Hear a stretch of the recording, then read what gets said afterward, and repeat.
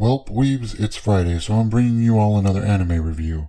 It's based off of a shounen manga and features an alternate version of Japanese history, specifically the Warring States period, and features all sorts of good things like samurai and demons, magic swords, flying fortresses, and motorcycles. I'm sure that there are some of you out there who know right off which anime I'm talking about from that description alone.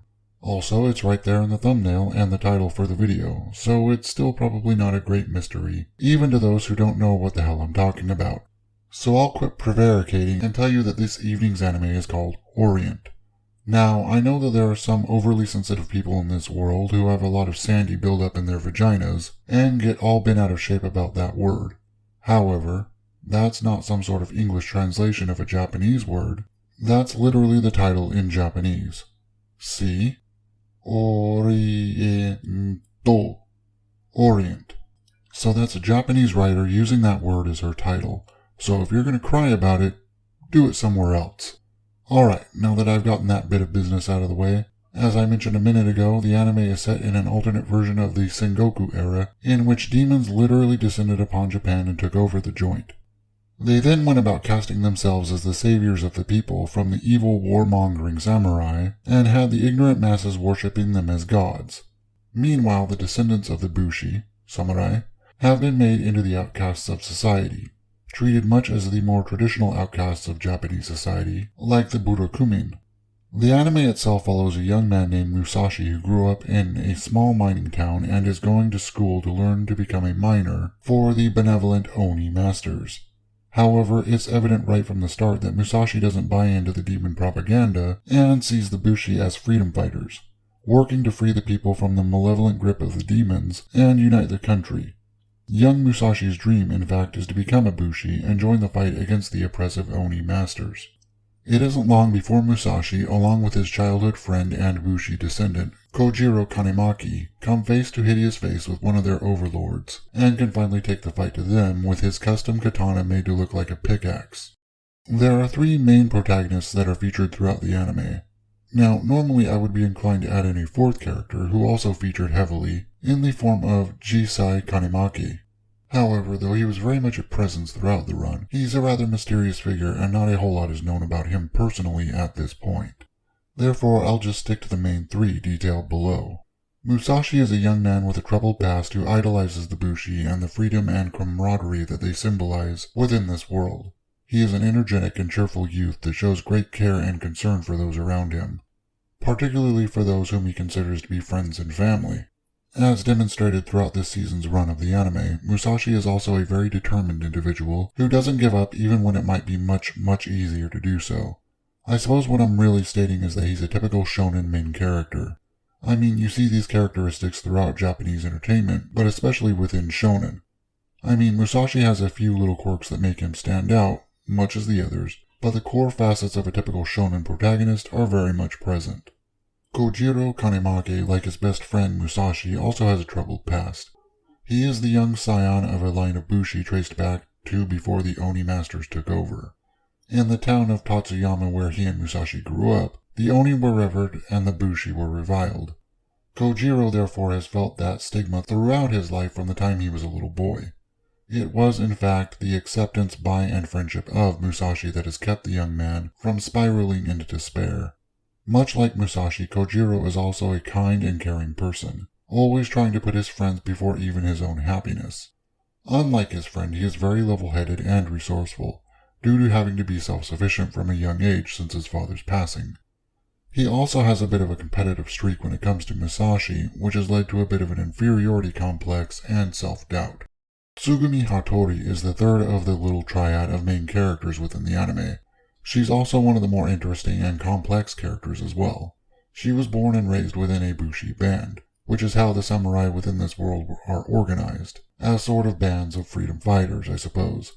It's also possible that the probable translation is clans too, since I've seen that word floating around while writing this review. Tsugumi is, like her cohorts, kind and caring to those around her and aims to be the type of warrior who protects those weaker than her, like her beloved older sister before her. The reason I state that she's probably the most interesting character is due to her own troubled past. The lord who raised her was psychologically and emotionally manipulative. convincing the young Tsugumi that she was weak and stupid and unable to act without the orders from her lord.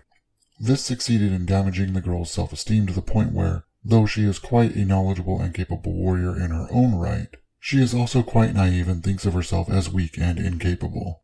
Later on in the series, this is shown in a more comedic rather than dramatic light, in things like her randomly stripping because she didn't know how to make friends with Musashi and Kojiro. It's a whole thing. For the most part, this show was a fairly typical shonen-type anime. You have fighting and monsters and swords, over-the-top action sequences, and quirky over-the-top characters, some of whom may have some hidden power. There are sight gags and comedy, and just a slight amount, so far, of comedically placed ecchi. There's even a shadowy cabal of ne'er-do-wells that we don't know much, if anything, about. Pretty standard, as I said. The real draw for this particular anime, to my mind, is really the setting. With the alternate timeline and the samurai being turned into nominal social pariahs, you at least have a bit of something going on with the setting that can be termed as unique, if not new and different. I mean, I haven't seen this particular thing before, but maybe someone else knows of a show that's done it. I've seen gender-bent versions of historical characters, sure, but not really something along these lines. I think that's what really drew my eye to the show when I was looking for something to review, too. It was this idea of the samurai being anything other than what they were in history, or rather being anything but what they've been romanticized to be within popular culture. Not just within Japan, either. I mean, just think about how the world views the idea of the samurai even within the Western Hemisphere. Lordly and honorable, warriors without peer, basically the equivalency of how the West views the knight in shining armor. Just Asian. Then you have this show, this manga, which dares to cast the samurai as the other. The outcast, the pariah, rejected from polite society in favor of something far more wicked. That, to me, was pretty interesting. There were other things too, of course, the idea of deifying literal demons, many of the designs and names of which were taken directly from Buddhist sources, by the way. Then you throw in some magic swords, floating castles, those were pretty cool, and the odd anachronistic motorized vehicles that somehow run on crystals and wishes. That last bit was my own addition. The anime still hasn't satisfactorily explained how these things are supposed to work in universe, so that's what I got. Now, there were actually a couple of problems I had with the anime. Partly the main character, though that's something that runs through all of the shonen genre of anime. I mean, I'm pretty sure Musashi could have been easily swapped out with, say, Natsu or Asta or Gon, or even Issei from High School DD, and have nearly the exact same character. That might be a bit hyperbolic, sure, but it's not by much. Those characters are a bit more over the top than Musashi, but again, it's not by a whole lot. You break them down by their more core attributes and overall, you have the same character, which I find a bit boring at times personally. One of my biggest complaints though I think goes hand in hand with the thing that interests me the most about this show when I first came across it, the whole samurai as pariah thing. Now that was something that was definitely played up within the first couple of episodes of the show. Again, it made it pretty interesting to see that dynamic sort of flipped on its ear. The only issue that I've had so far with it though is that as the episodes went on, you didn't really see much of that anymore. Sure, it was there whenever Musashi or Kojiro went into a flashback mode, but it wasn't really there as much when they moved beyond Tatsuyama. With one notable exception, it was all samurai being grandiose warriors again. I mean, maybe we start seeing that as the story goes on and the characters start visiting other towns and such again. Perhaps if the show gets greenlit for some more seasons. Yet right now it feels sort of more like the show is failing to deliver on its most basic premise to me. I don't know.